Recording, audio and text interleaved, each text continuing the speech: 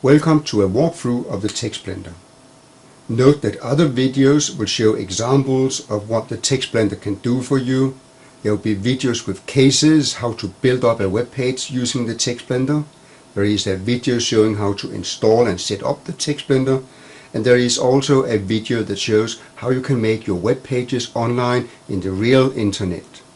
The first page in the Text Blender gives you a choice of several languages.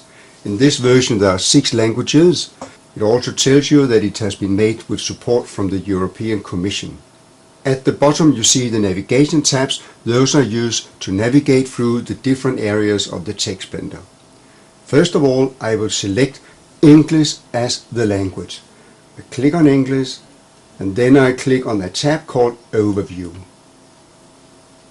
On the Overview page there is an example of what the Text Blender can do for you. This is a sample web page.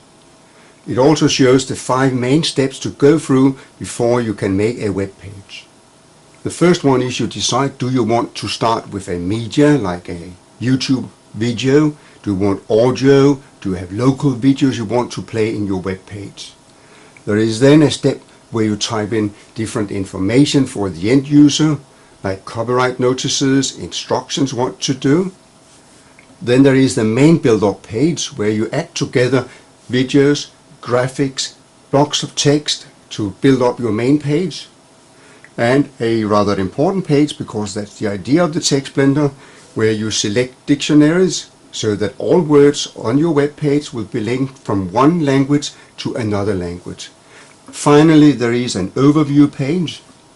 Please note that this version of the Text Blender is from February 2010. Future versions may change slightly. The navigation tabs at the bottom indicate where you are.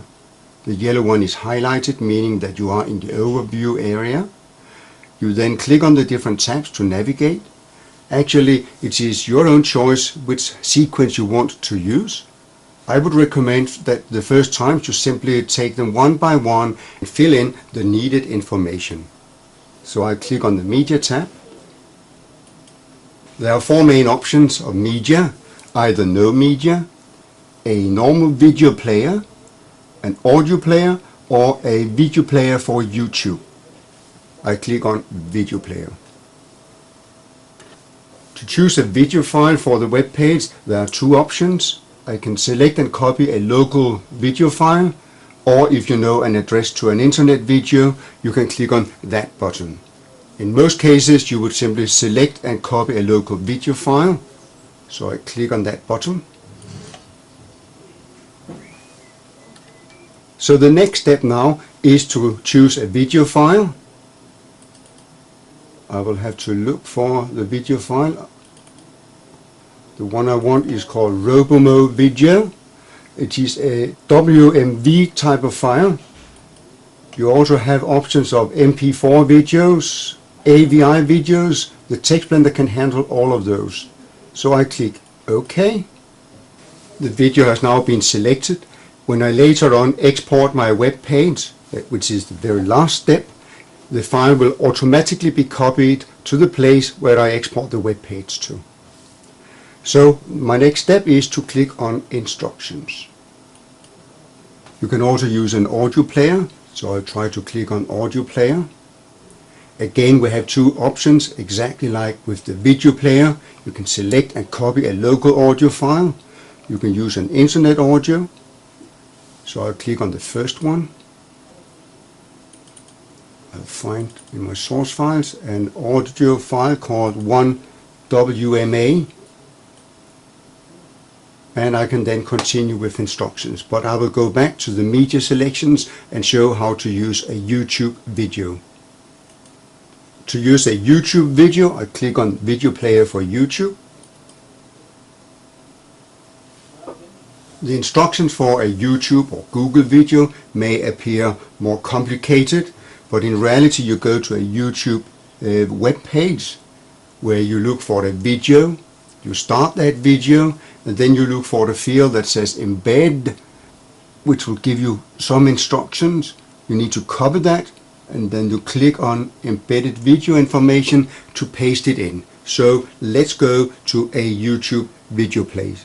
I've located a small video on YouTube called the German Coast Guard. To make it play in the text blender, I need the information about the video, and that is found there. It's called embed. So the next step is I highlight it, I right click it, copy. I could also have used Ctrl C. This is the information that I need for the text blender. So I click on the embedded video information and I paste in the text.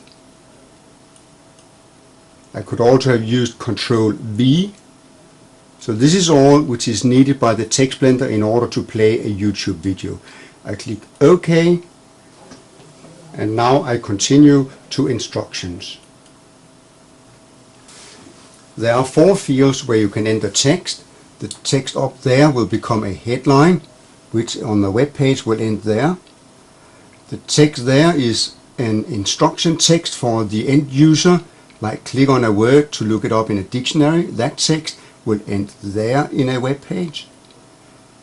There is a field where you can put in the address of a web page to link to, and that is when the end user clicks on the next button there, that will take the end user to that address. And finally you can put in some copyright information, where the text comes from and who has the copyright to it. This page is where I built the main content of the web page.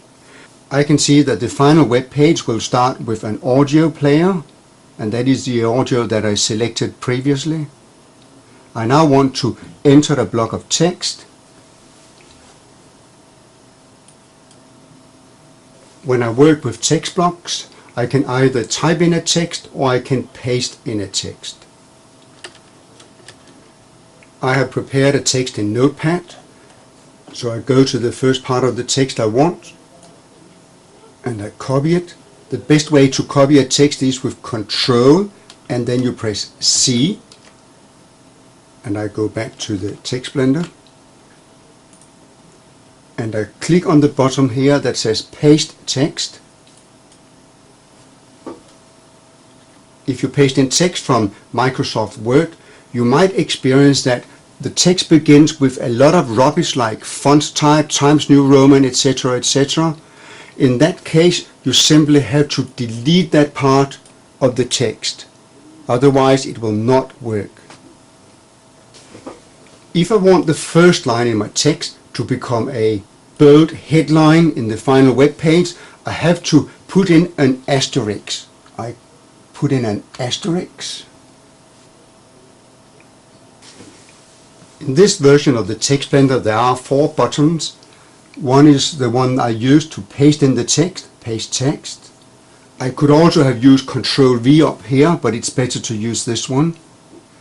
There is a button called Finish. That's the one I'll press when I finish pasting in the text. I can delete the text to make sure that everything has been deleted. I can also change fonts. I'll try to click on that one. And I'm able to select different kinds of fonts and the size of them. But it's important to understand that this does not change the font on the final web page. The reason why you can change fonts here is that for some languages it may be needed in order to see the text properly. So now I just click Finish. As you can see now, there is a text block under the audio player. I can also add media to my page by clicking the Add Media. It gives me 2 options. I can insert graphics or photos, or I can insert a video, and if video is chosen it will be a YouTube video. I'll show you that. So if I wanted a YouTube video to play in the web page, I would have to type in the embed information. That's the one that can be found down there. Paste it in there and click OK. But this time I want to put in a photo, so I click Cancel. I therefore click Add Media again, select Graphics. I can now choose the graphics I want, so I search for it. I want it to have the underground. I click OK. And we can now see the structure of the final web page: an audio player, a block of text, a photo. I now want to enter a new block of text. Go back to my notepad, copy the next part, Ctrl C, paste it in. I want the first line as a headline, so I enter an asterisk. I click Finish. I want another photo.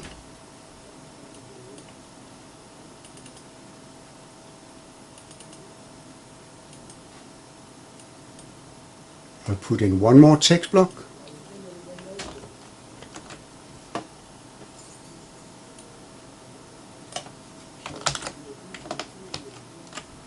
I click Paste Text.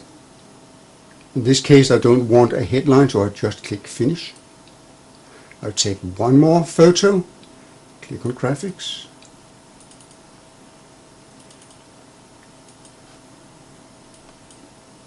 I'll take one more text block.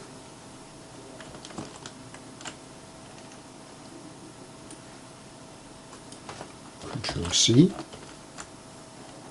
paste text, finish, and one more photo again.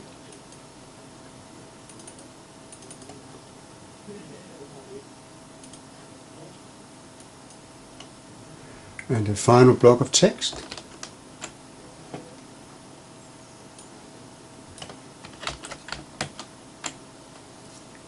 Paste, finish, and this is all I want for my web page, so I continue to select dictionary. To select the dictionary, I choose the language of the text. The text was in English, so I click on the line called English, and here that is where I select which dictionary language to link to, from English to, and I'll just try to select English, so it will look it up in a monolingual dictionary, but the end user can actually change the language. So finally I can click on a summary to see everything that I have selected. This version of Text Blender gives me a summary of all the selections, like the headline, if there is an audio player to start with, the instructions to the end user, the size of the different text blocks, what the next button will link to, and the different copyright notices at the bottom. Should I want to change something, I can, for instance, go back to main content. I can there click on one of the text blocks. If I have found that there is an error, edit it and click Finish.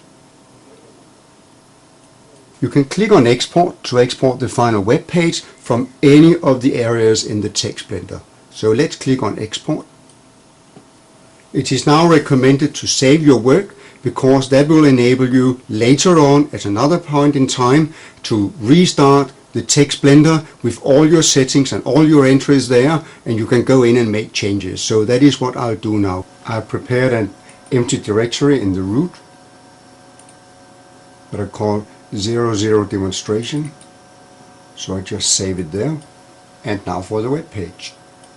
And I want to save the web page in the same directory. Call it Fred. And click Enter. It now tells me that the file